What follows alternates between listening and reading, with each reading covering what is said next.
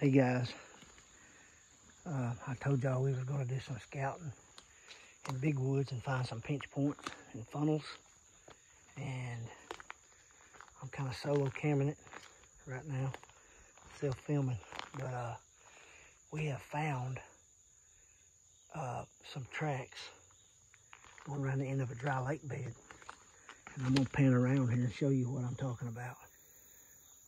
So if you see the clearing up there, that's a little lake or a slough, whatever you want to call it. And it's really cool looking in here with all these cypress trees. It's just the end of that lake bed, but look right here. I'll show you in a minute. So I don't have a trail camera down here yet, but if you'll see, there's quite a bit of sign coming through here. I'm gonna go back and show you another place. So what they're doing is they're coming right around the end of this lake bed. If you look up here, you'll see the water starts. See, there's more tracks right through here. If you see, you got a little high ridge going from there out to bigger woods. But see right here, the water starts right there. So you can see they're coming around the end of this water. Little deer, big deer. I want to find exactly where they're walking through.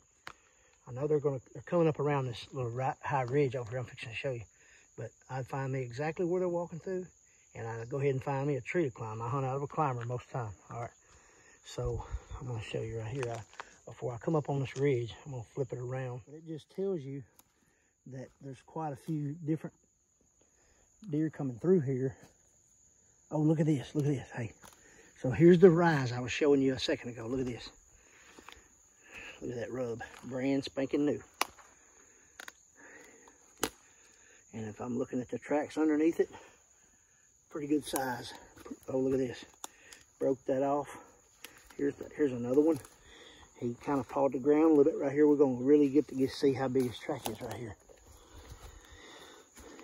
Oh, look at that. There's a Coke can laying here. I can show you. It's as wide as the end of a Coke can. You can't really see it. It's too good with the camera, but that's a big deer. That's a big old deer. All right. And he's got some tines on him because if he didn't, he couldn't snap that. Get that tangled up and snap that off. So, all right, check this out. This is what I was meaning by fine-tuning it. So right here on this rise, and by the way, this is the only rise.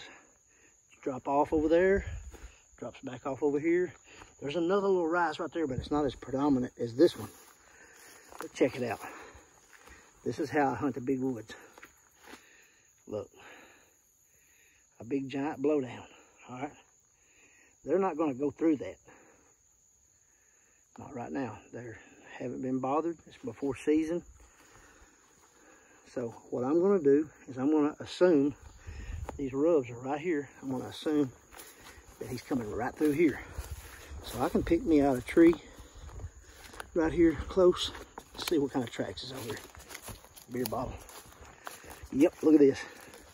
There's the end of the blowdown. They're eating it up, coming right around the end. Fresh tracks, old tracks, look like the same deer. That's him right there. Look like the same deer. Different age of tracks, like he's been coming through here repeatedly, which is this time of year, is what they do. I got my rubber boots on, so it's decreasing.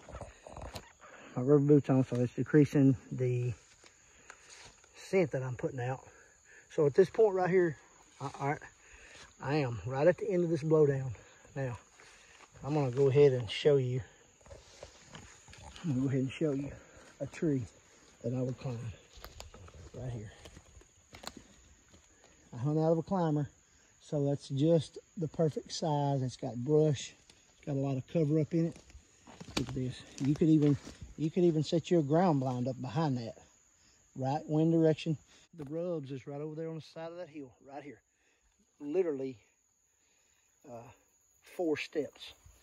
You could actually hide right here, right in behind all this stuff. I could come in here. Only problem is the deer's coming through here too, right around the end of it. So I'm gonna be in a tree, no doubt. But that's the type of stuff that I like to hunt from the ground. If you got a different wind, you got a whole brush top to get in to hide over here if you like hunting on the ground. But that's my tree right there. That's where I would hunt. Okay, real quick. I'm at the other end of that blowdown. But I want you to look at something. Look back over there. Now there's a few tracks coming through here. Going right around the end of this little brush. But look right here. I see something wrong with that picture. It's wide open. There's a good doe track. There's a few deer coming through here. It's wide open. All right. And there's not quite as much sign coming through here. And that's why the bucks is, oh, that's why that rub is over there. The bucks are staying over there in that thicker, brushier stuff. Anyway, that's the stuff I pick up on while I'm scouting.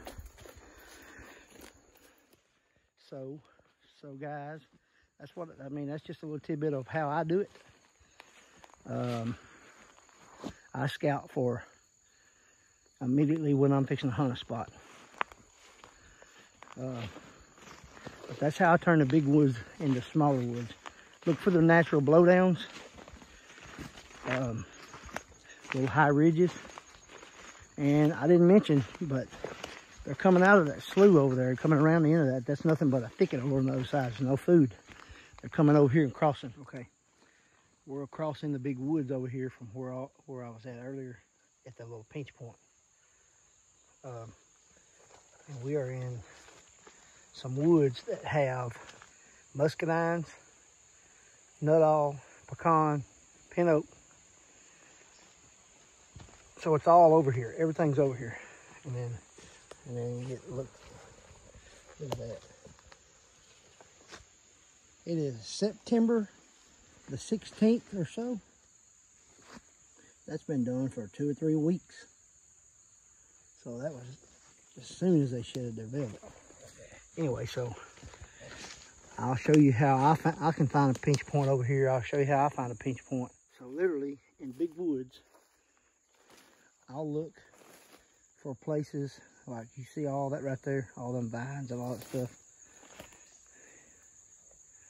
I know a deer is not going to go through that and on normal feeding conditions. So if you drop over here, you'll see right on the edge of this little drop. If you look, get down at a deer's eye level and look, it's real open. See how you can see way through the woods? You can't see way through the woods up there. So if you look this way, way through the woods, you can see good. That's what they want to travel. Plus they're on top of the edge of this little shelf. Viney, brushy, they'll bed in that. But as far as getting up and going to food source, they're going to come right down through here. So what I'll do is I'll follow places like that until I find all the signs. And so right here is the trail that goes to that funnel that I showed you earlier. Okay, I'm just down from where I was. The little low swag turns into a pretty good ravine, but I want to show you what I just found. So, look at that. Get you a little closer. We got a little bit of sand. So down here, there's a lot of sand, and there's pretty good sized deer tracks in that. There's a lot of sand. So when they in the sand, they go in deep enough, you can see how big around his leg is. And use your head and you can think back, how big around is a doe's leg? Well, it ain't that big around, so you know that's a buck's traveling this little strip through here. So they coming through this little wash right here. All right, so I know right there's the trail. You can see it plain as day. So I know this will be a perfect ground setup. There's a hog track. There's little hogs down here too. So right there, anywhere like right over there, will be a perfect place to sit from a ground setup. But sometimes you'll stumble up on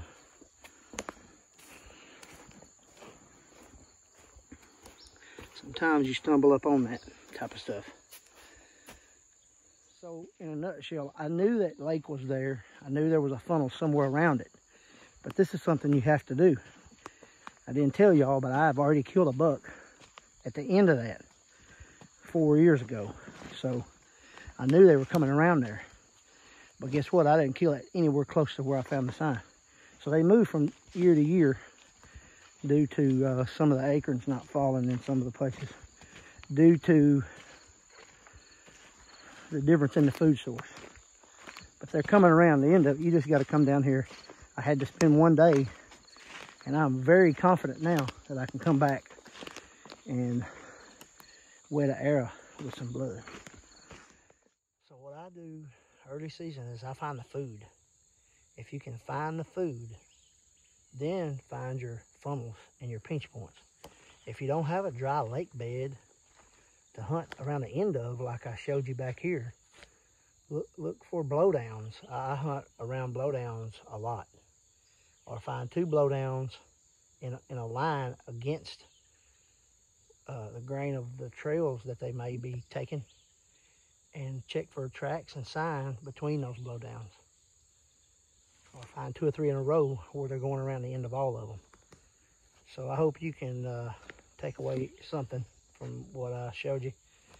Some people already know all this, and that's all good. I'm just trying to help out the ones that don't know about, especially about blowdowns. Hunting public land blowdowns, you can get in a gigantic stretch of woods, and if you can find 2 or 3 blowdowns, there's always a place where they're going around the end of. Thank y'all for watching, and stay tuned because deer season's coming up. We're gonna let one fly.